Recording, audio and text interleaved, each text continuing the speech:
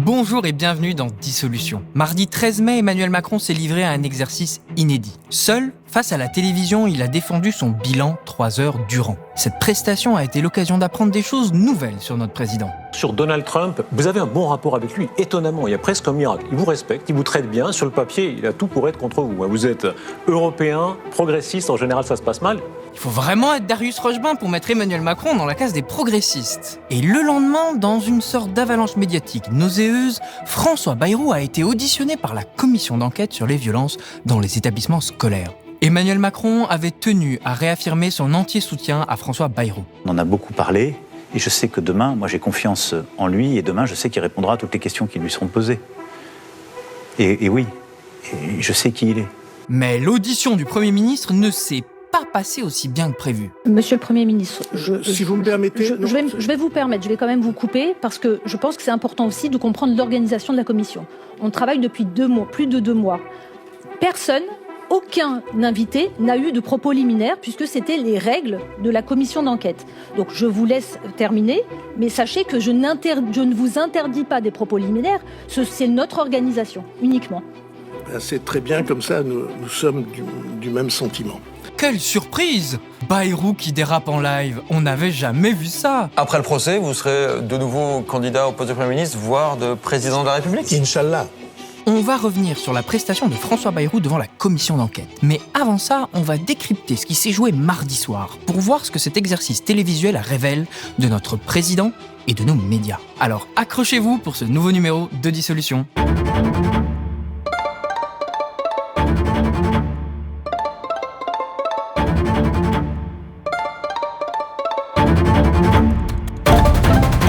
Je dissous donc ce soir l'Assemblée nationale.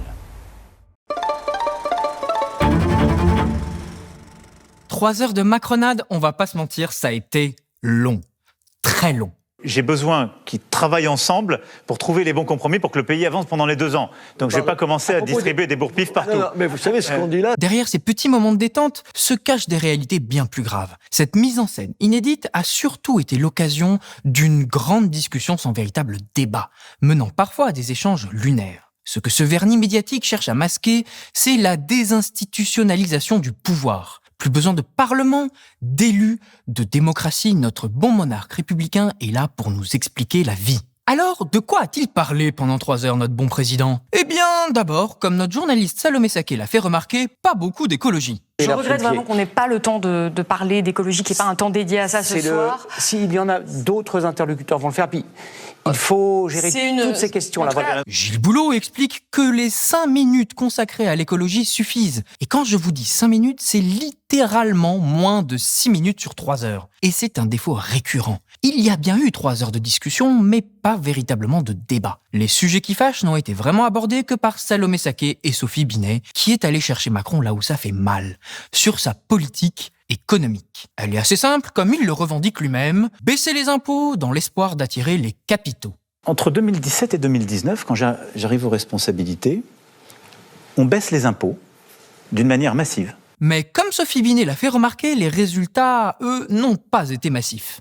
Nous sommes depuis 6 ans le pays le plus attractif d'Europe en attirant des capitaux étrangers. Oui, et donc, ces capitaux repartent avec nos savoir-faire et avec nos aides publiques. Aujourd'hui, c'est le chômage qui repart en flèche. L'Espagne, qui a eu une toute autre politique, n'est pas dans la même situation économique aujourd'hui que la France. Comme on a déjà eu l'occasion de le montrer dans des épisodes précédents, ces méthodes économiques ne marchent pas aussi bien que les libéraux le voudraient. Les capitaux arrivent, certes, mais pour démanteler les savoir-faire, puis les récupérer et aller produire ailleurs pour moins cher. Si vous laissez partir ces savoir-faire, vous ne les récupérerez pas, c'est ça le problème. Moi, je ne les laisserai pas partir. Là, il y en a 600. Sophie Binet avait des choses à dire à Emmanuel Macron concernant les retraites, qui a été un sujet contentieux. Emmanuel Macron a voulu rassurer Sophie Binet. Il est pour le système par répartition. Cette réforme, on ne l'a pas faite de gaieté de cœur. On l'a faite pour sauver le système par répartition, auquel je crois. Tu mens, il ment. Menteur? On regarde l'arbitrage vidéo pour savoir si c'est vrai, ce gros bobard. En 2017, j'ai fait campagne pour le système par points. En 2017, vous nous avez dit il n'y a pas besoin de reporter. Non, mais parce que si on avait voté...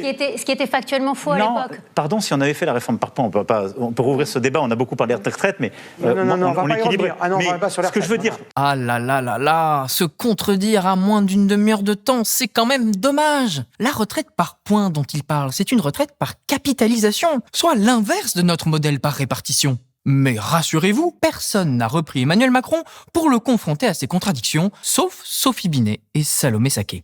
Après avoir entendu tout ça, est-ce que vous pouvez réellement dire aux personnes qui nous écoutent, qui nous regardent ce soir, que vous avez été à la hauteur pour répondre à la détresse de ces jeunes Français ? Parce qu'en revanche, on a aussi eu le droit au passage d'une lobbyiste ultra-libérale, Agnès Verdier-Molinier. Mais rassurez-vous, elle n'a pas été présentée comme ça, mais comme faisant partie d'un think tank respectable, l'IFRAP. Et bonsoir Agnès Verdier-Molinier, vous êtes directrice de la fondation IFRAP et vous considérez que la France vit très au-dessus de ses moyens collectivement et que nous dépensons trop et qu'une partie de ce constat est imputable au président de la République.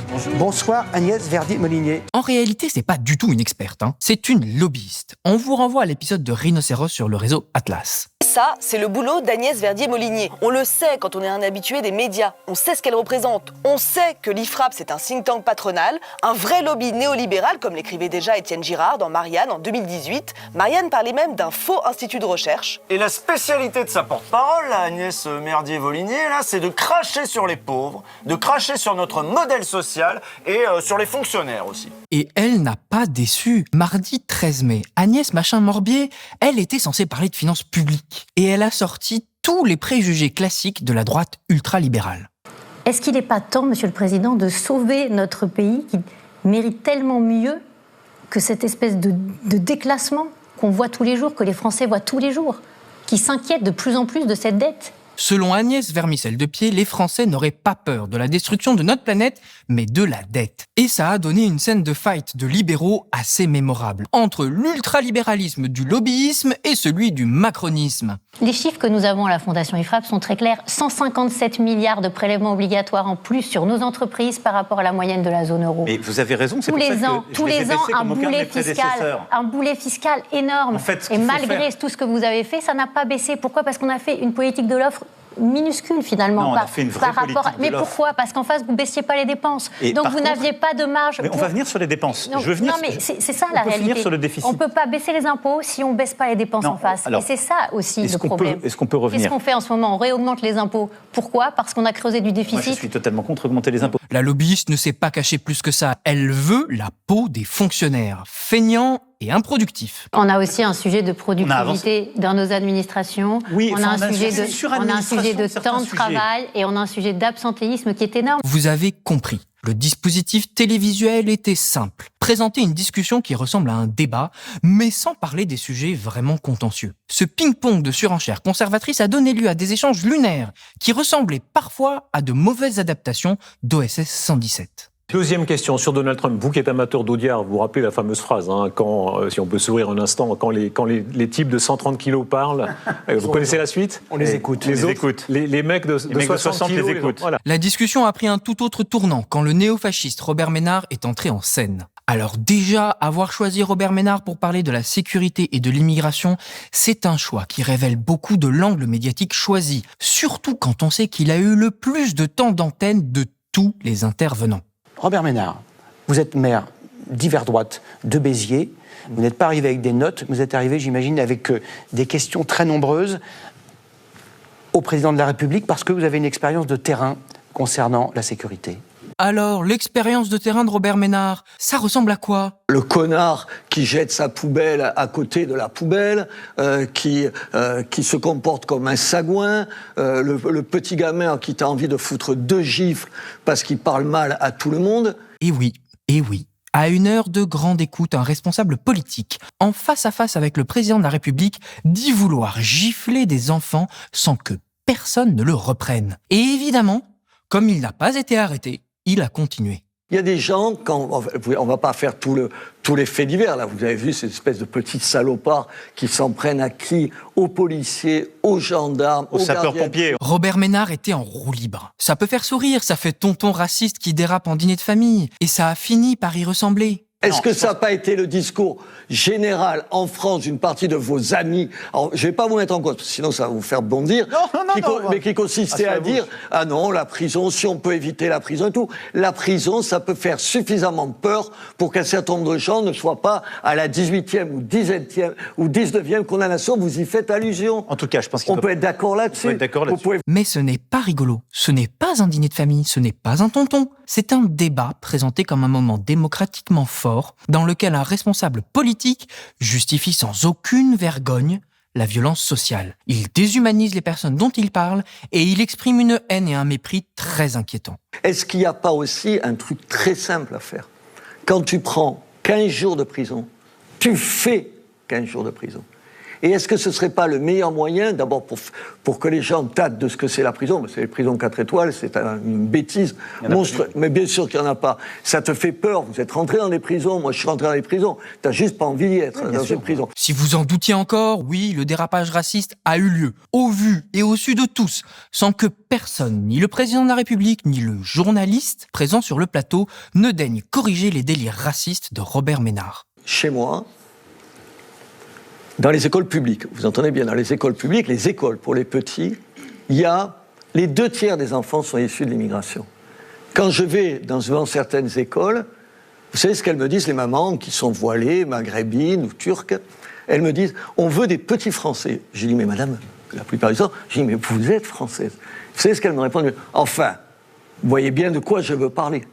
Parce que ni vous ni moi, nous ne mettrions nos enfants dans une école où il y a 90% d'enfants issus de l'immigration. Ite missa est, la messe est dite. En filigrane, derrière ces sorties racistes, se trouve la distinction entre Français de sang et de papier si cher à l'extrême droite. Au sein même du peuple français se trouveraient des vrais et des faux Français, en fonction de leurs marqueurs culturels. C'est exactement la même idée qui a présidé au massacre des Arméniens, des Juifs et des Tziganes d'Europe, des Tutsis par les Hutus au Rwanda et des Palestiniens par l'armée israélienne à Gaza. Le sujet de Gaza, comme les autres sujets qui fâchent, a été expédié avec une rapidité inquiétante. Monsieur le Président, ce qui se passe actuellement à Gaza relève-t-il du génocide? C'est pas à un responsable politique d'employer ces termes, c'est aux historiens en temps voulu. Emmanuel Macron a fait mine de ne pas vouloir répondre à cette question comme si ce n'était pas son rôle. Et pourtant, quelques minutes après, il y a bien répondu. C'est une honte. C'est une honte. Ce n'est donc pas un génocide, mais une honte. Mais rassurez-vous, pas de double standard. Il fait tout pour que ça s'arrête. On ne peut pas parler de la guerre en Ukraine si on ne parle pas de Gaza, parce qu'il n'y a pas de double standard. C'est un drame et c'est horrible. Et vous laissez les historiens trancher plus tard? C'est un drame et c'est horrible. Moi, mon boulot, c'est de tout faire pour que ça s'arrête. On a bien vu que l'énergie qu'il mettait en Ukraine était sans commune mesure avec celle qu'il met pour aider réellement Gaza. Cet exercice, comme on le voit, n'était pas là pour dire la vérité aux Français. Absence de cadrage journalistique sérieux, discussions intrusives, échanges rapides. Bref, comme Emmanuel Macron l'a avoué lui-même, les débats rapides comme ça, c'est réducteur et pas très bon pour notre République. Les Français, si vous les mettez dans un débat qui raccourcit tout et qui n'est pas bon pour la République. Et ainsi, la fonction de ce débat se trouve dans la mise en scène monarchique bas de gamme qui l'organise. Cette grande soirée présidentielle a été surtout l'occasion d'un gros coup de com'. Le style est indubitable, le monarchisme républicain. Comme un roi qui organiserait sa propre représentation, Emmanuel Macron a été placé au centre de la scène. Derrière lui, le public, en demi-cercle. Devant, 2 immenses écrans qui faisaient face au président. La disposition du bureau est, elle aussi, significative. Elle laisse le centre du cercle apparemment vide, comme pour rappeler qu'en démocratie, le siège du pouvoir est inoccupé parce qu'il est réservé au peuple. Le face-à-face est ambigu, l'illusion est fine. Mais elle finit par se révéler quand la discussion commence. Emmanuel Macron est au centre des plans larges, au centre des plans serrés, tout tourne autour de lui, littéralement. Les chroniqueurs s'en vont, s'en viennent, et lui reste. Il peut parler de tout et tient tête à chaque intervenant. Bref, c'est la figure du surhomme qu'on nous montre.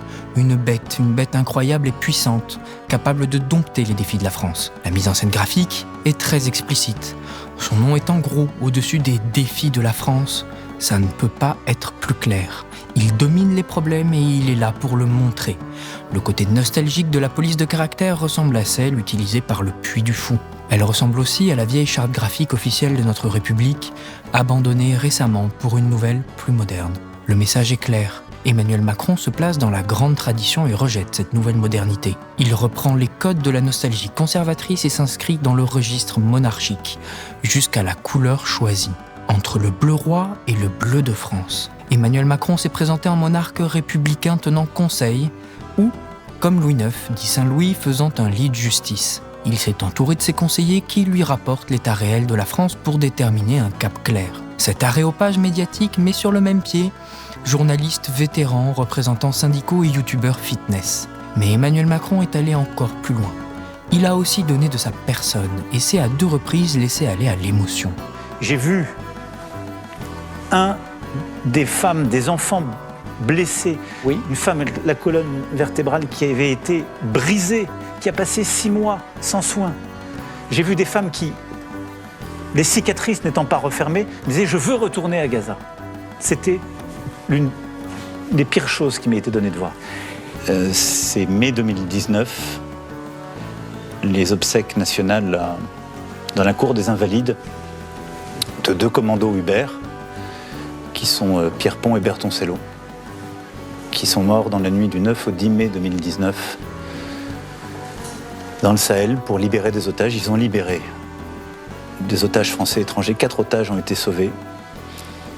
Ils étaient à la tête de leur colonne et ils ont laissé leur vie.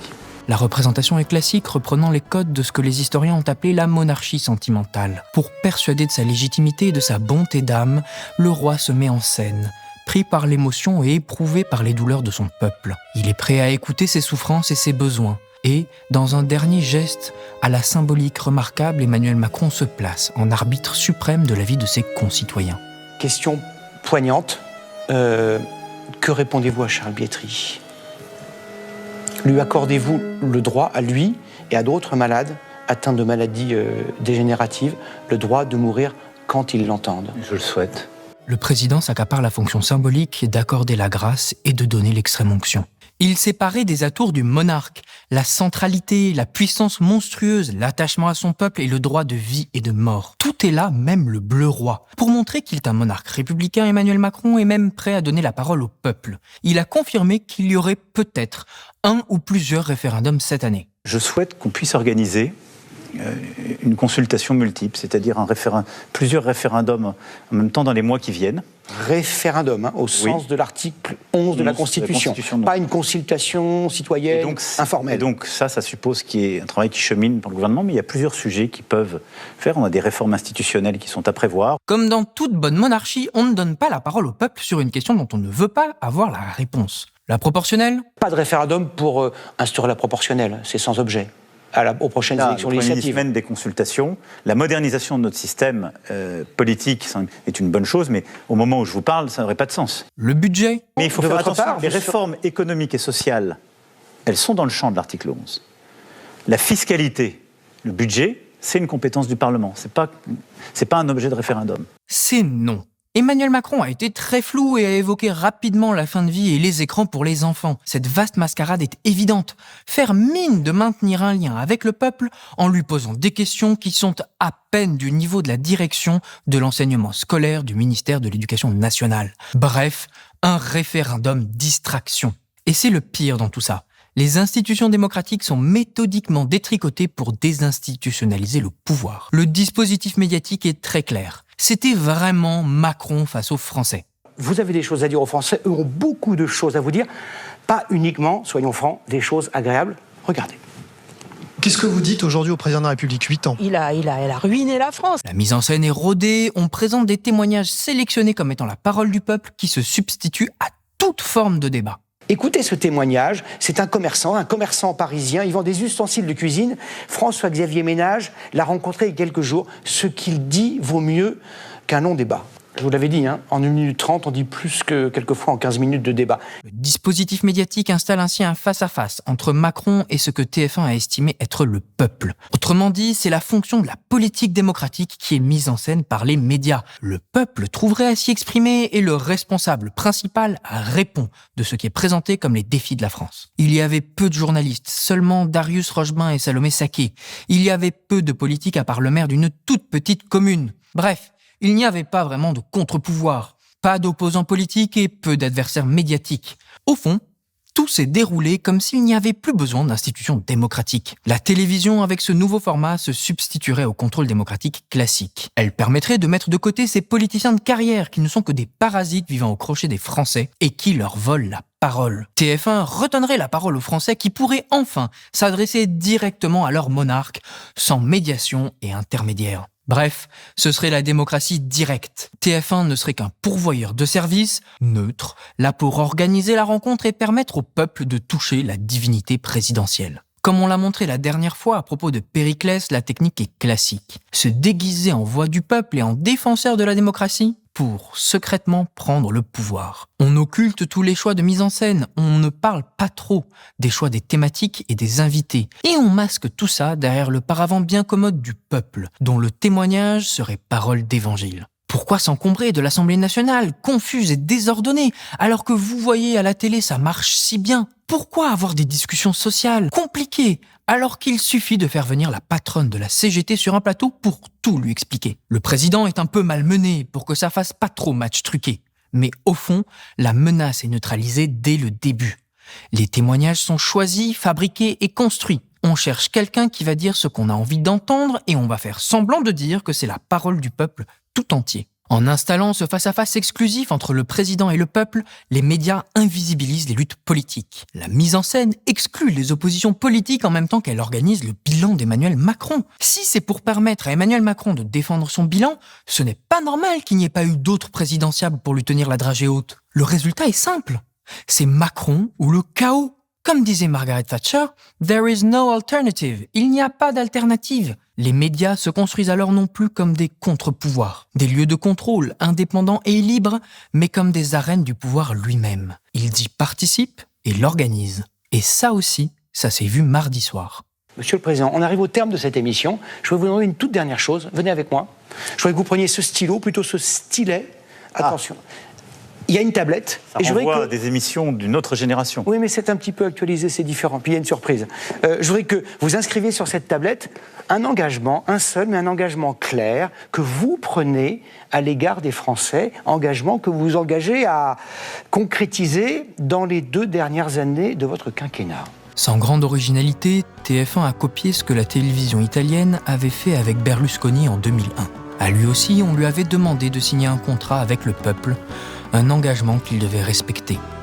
Alors qu'il ne s'engage à rien, le président a été légitimé par la mise en scène qui donne du poids à quelque chose qui n'en a pas. Bref, la télé devient l'endroit où la légitimité se fabrique. Ce ne sont plus les référendums qui ne servent à rien, plus l'Assemblée nationale divisée et chaotique, mais ces mises en scène monarchiques, là pour préparer le retour du roi. Parce que de ça aussi, il en a été question. Vous dites solennellement ce soir que vous ne vous représenterez pas en 2032. Constitutionnellement, vous en auriez le droit. Mais vous êtes quand même incroyable de vouloir une égalité. Je suis... Tous les hommes politiques se projettent dans l'avenir. Oui. Vous l'excluez absolument. Non, moi je vais vous dire, je suis le premier président de notre histoire, je dis devant le public, c'est vrai, premier président, qui n'a pas le droit constitutionnellement de se représenter. Ça n'est jamais arrivé. Certains ont arrêté en fonction après un référendum perdu, certains sont malheureusement morts en fonction, d'autres ont perdu des élections, n'ont pas pu se représenter, ou d'autres ont choisi de ne pas aller. Moi, je ne pourrais pas constitutionnellement le faire. Et je vais vous dire, je pense à chaque jour une seule chose, c'est notre pays.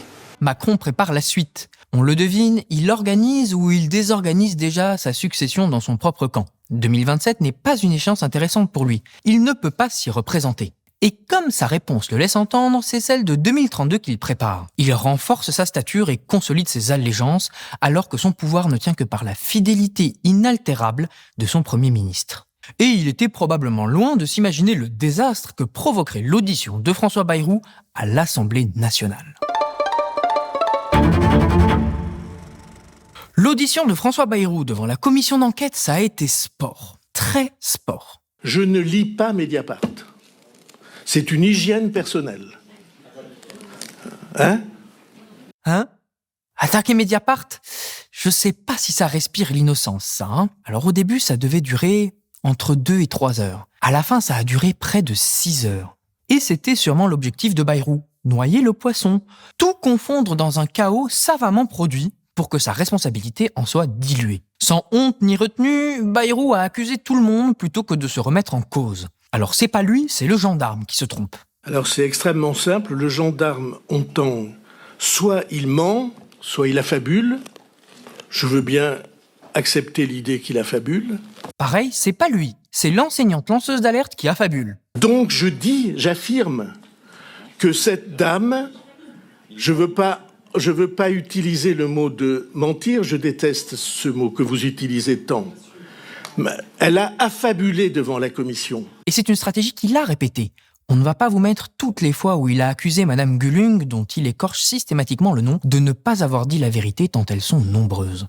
Et peut-être quand Madame Gulung signale qu'elle a été très souvent mise en cause pour son équilibre, on va dire, dans les fonctions qu'elle a occupées plus tard, peut-être on pourrait vérifier si c'est vrai ou pas, c'est exactement de ça dont il s'agit. Classique, quand une femme vous accuse, attaquez-la et dites que c'est une déséquilibrée, c'est la méthode qui marche. Mais il n'a pas réservé ses coups aux témoins, car les attaques contre la commission et Paul Vannier en particulier ont été courantes, donnant lieu à des échanges très vifs. Alors, pardon, Monsieur le Premier ministre, je vais vous rappeler les règles. Il y a des questions et vous répondez aux questions. Vous ne reprenez pas la parole en répétant plus la même chose. On a bien tous compris.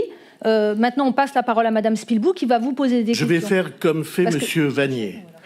Vous avez bien compris. Oui, mais vous n'êtes pas Monsieur Vannier, vous êtes le Premier ministre de la France. Je suis le Premier ministre de la France. Vous êtes notre Premier ministre. Qui me donne, après avoir été sali tous les jours pendant 4 mois par un certain nombre de ceux qui sont ici, je leur en reconnais le droit, puisque c'est ça maintenant le combat politique. Ce que je déplore. De ce chaos causé par Bayrou, on peut dessiner une stratégie, la diversion. Créer autant de contre-feux que possible. Et sous serment, voilà les 2 minutes, si vous permettez, que je trouvais d'abord... Alors, je vais être claire, je pense que je préside la commission. On a parlé de projection de 2 documents, mais pas de vidéo d'une personne qui était sous serment, et donc je n'accepterai pas que ce document soit soumis à la commission. On crée un incident sur une vidéo qu'on n'a pas prévue ? C'est parfait, on gagne du temps et on occupe l'attention sur autre chose que le fond du sujet. On se comporte comme un sanglier, c'est encore mieux, encore du temps de gagner à parler d'autre chose. C'est pas votre commission. Elle la préside, mais un président, il dit pas dans mon assemblée.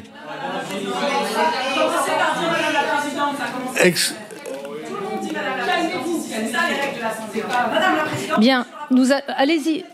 Nous allons dépassionner la discussion. Oui, c'est mieux. Et je vous demande de projeter, je vous en prie. Il a même inventé un complot des télés.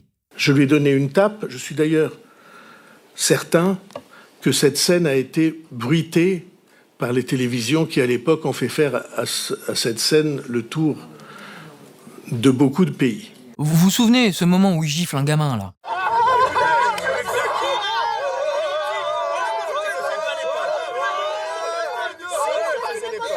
Donc c'est pas vraiment une gifle et c'est les télés qui ont bruité. Pour moi, ça n'est pas de la violence. Tout ça offre quand même une belle diversion sur les problèmes de fond. Et le problème, il est là. Bayrou refuse de reconnaître sa responsabilité dans cette affaire. Sa responsabilité d'individu, sa responsabilité de ministre. Paul Vannier l'a pressé sur ce sujet. Vous allez faire varier à 4 reprises votre version concernant votre ignorance ou votre connaissance des faits de violence physique et sexuelle à Bétarab. Le 11 février, vous dites « je ne savais rien ». Le 12 février, vous dites « je ne savais rien à cette époque ». Le 15 février, vous dites « j'avais connaissance de violence physique d'une claque ». Pour le reste, les sévices sexuels, je n'en avais jamais entendu parler.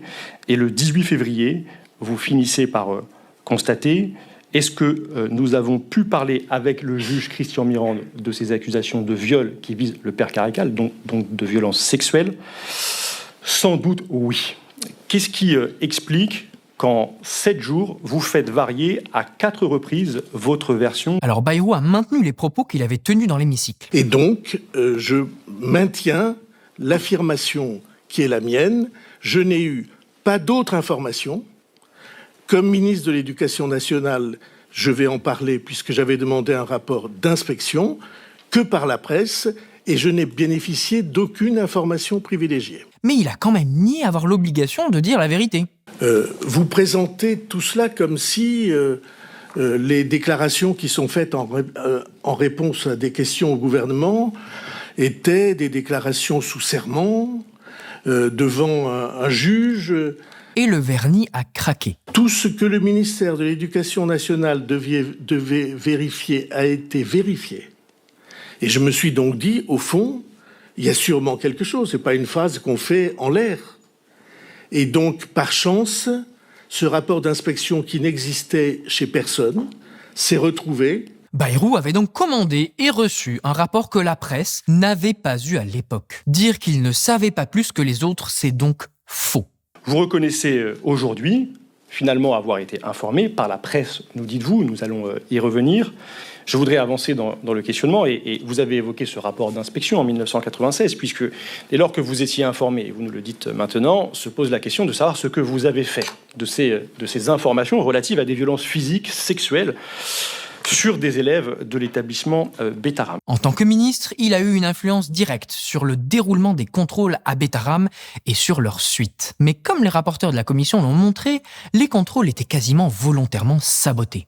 Cette inspection avait été superficielle et expresse et qu'elle n'avait pas permis d'entendre la parole des élèves dans ce risque de violence qui semblait avéré suite aux plaintes et aux condamnations, puisque 80% de cette journée a été consacrée à écouter des professeurs, le directeur adjoint, l'aumônier et très très peu les élèves. La commission a aussi montré comment les faits signalés par le rapport auraient dû mener à un signalement pénal, ce qui n'a pas été le cas. Pour information, rappel, tout sévice physique sur un enfant, un sévice sur un enfant ou même un adulte est interdit par la loi, que ce soit en 96 ou en 2025. Vous avez tout à fait raison. Mais c'est pas moi qui inflige des sévices civiques, des sévices physiques. Ce que ça révèle, c'est une culture patriarcale de l'omerta que Bayrou refuse catégoriquement de voir en face. Aujourd'hui encore, je dirais, mais ça n'est pas possible. Vous comprenez ça? Un type qui est prêtre, qui est directeur de l'institution, et qui prend un petit garçon de 10 ans le jour où sa maman vient le chercher pour aller à l'enterrement de son papa. Oui, je ne l'ai pas. Il est possible que j'ai dit ça n'est pas possible. Ce n'est pas possible pour lui, donc ce n'est pas possible en vrai. C'est ça la culture de l'omerta. Mais pour lui, ça n'a rien à voir. On n'est pas sous l'emprise d'une mafia. Chez nous, ça n'existe pas. Ça n'est pas vrai que les juges ne cesseraient d'agir parce qu'il y aurait dans la société des puissants qui organiseraient une omerta. Vous imaginez Mirande dire « Ah, là, j'ai peut-être dérangé quelqu'un, je fais rien ». Mais moi, je dis qu'il n'est pas vrai que chez nous, il y ait une omerta. C'est pas vrai. Il y a, comme partout, des gens qui ne voient pas les choses comme elles devraient être ou se trompent en les voyant. Mais il n'est pas vrai qu'il y ait un verrouillage. Ça, c'est pas vrai. En construisant l'idée de l'omerta comme un complot secret des élites qui s'arrangeraient pour faire taire les affaires, il se déresponsabilise de sa propre inaction et de son propre aveuglement. Comme Violette Spielbout lui a rappelé, l'omerta, c'est juste le fait de ne rien faire et de ne rien dire, de ne pas bouger. Au fond, de ne pas y croire tellement c'est terrifiant. Quand je parle d'omerta, Monsieur le Premier ministre, je parle notamment du traitement journalistique à l'époque, de ce type d'affaires, de ce type de décisions. Le travail des magistrats est certainement critiquable et c'est un travail que nous faisons au sein de cette commission d'enquête. Mais en tout cas, quand je parle de l'omerta, je parle bien de l'omerta de l'ensemble d'un système qui fait que la plupart de ces plaintes n'ont pas été prises en considération. Parce que quand on y croit, on agit et on arrête ces monstruosités. À Riaumont, c'était au cœur d'une ville où il y avait des élus locaux, des magistrats, des juges pour enfants qui se sont mobilisés pour tenter de faire arrêter ces violences. Et l'ensemble d'un système qui a tué un certain nombre de violences et qui n'a pas fait confiance à la parole des enfants a permis que des violences perdurent. Donc, je pense que c'est l'objet même de notre commission d'enquête. C'est ce sujet de l'omerta qui n'est pas la recherche d'une responsabilité individuelle de chacun, mais bien de la façon dont les instructions, les circulaires, les rapports d'inspection sont appliqués ou non, sont suivis ou non dans le temps. Les ministres se succèdent, les responsables dans les administrations également. Et on voit que malheureusement, il y a eu beaucoup de rapports, il y a eu beaucoup d'inspections, il y a eu beaucoup de plaintes, qu'il y a eu de la libération de la parole et que ces systèmes n'ont pas pu être cassés à temps. Ce n'est pas avec des grands mots et des déclarations le cœur sur la main que ces violences s'arrêteront. C'est avec des actions. Voilà pour cette fois, vous retrouverez très vite un nouvel épisode de Dissolution pour décrypter l'actualité politique et parlementaire. N'oubliez pas de liker, commenter, partager, ça permet de diffuser une information libre, indépendante et accessible à tous. Et si vous le pouvez, devenez sociétaire de Blast, nous avons besoin de vous. Dernier point, à l'heure où nous enregistrons cette vidéo, il reste 54 jours à attendre avant qu'une nouvelle dissolution soit possible. D'ici là, on vous laisse avec ces petits extraits de Sophie Binet, très emblématique de ce qu'on a ressenti devant le show de Macron mardi soir. Il licencie 350 personnes. Ensuite, nous, on se bat pour quoi ? Dunkerque et Fos, c'est-à-dire nos sites industriels. Ouais. Et donc, quel est le problème qu'a Arcelor en Europe ? L'Europe, c'est 40% de son marché.